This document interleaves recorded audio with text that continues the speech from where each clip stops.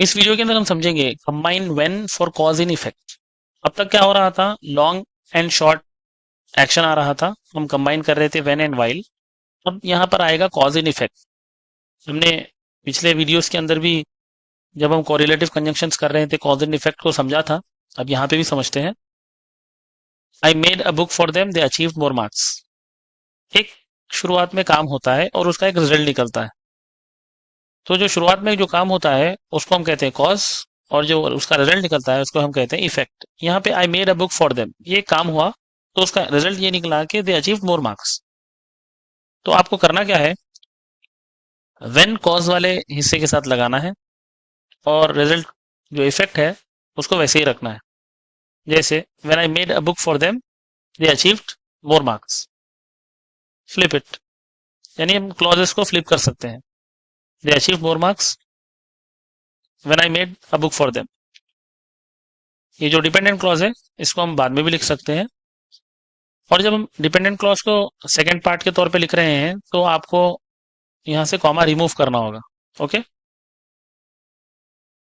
अब ये काम आपको करना है और यहाँ पे भी आपको फ्लिप करना है। Okay, you can check the answer. Combine with when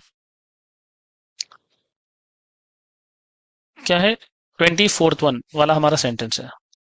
okay, ये भी आपको करना है, ये एग्जाम का हिस्सा बना। यहाँ पे भी दो शॉर्ट एक्शन है।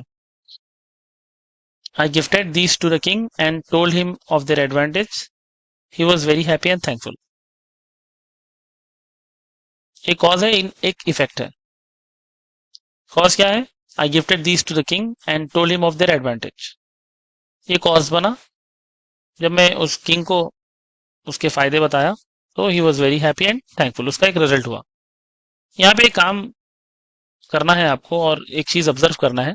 इसका आंसर यहाँ क्लिक करूंगा मैं।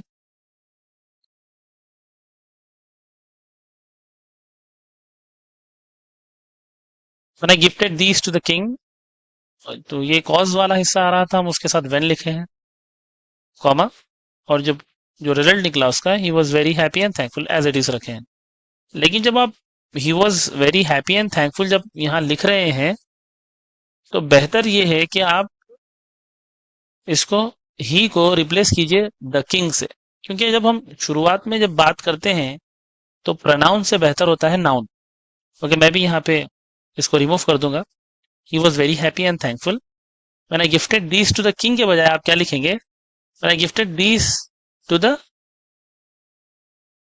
To him and told him of their advantage. Okay, मैं फिर रिपीट करता हूं।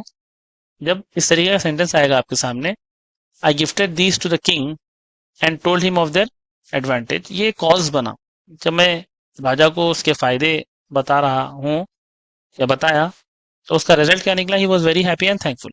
ओके, तो कॉज के साथ ये सिंपल सेंटेंस लिख रहे हैं आप, वेन को शुरुआत में लिख रहे हैं, when I gifted these to the king, तो इसके अंदर कोई प्रॉब्लम नहीं हो रही। जब आप ये रिजल्ट वाले हिस्से को जब पहले लिखेंगे तो बेहतर होगा कि ही के बजाय आप किस कौन हैप्पी हुआ उसको नाउन में लिखें।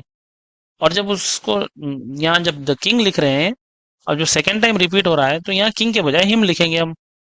Okay, hope you have understood. Let's come back to our topic. Okay, यहाँ पे हमारी टॉपिक भी एंड हो चुकी है। I hope you have understood the complete topic. Thank you.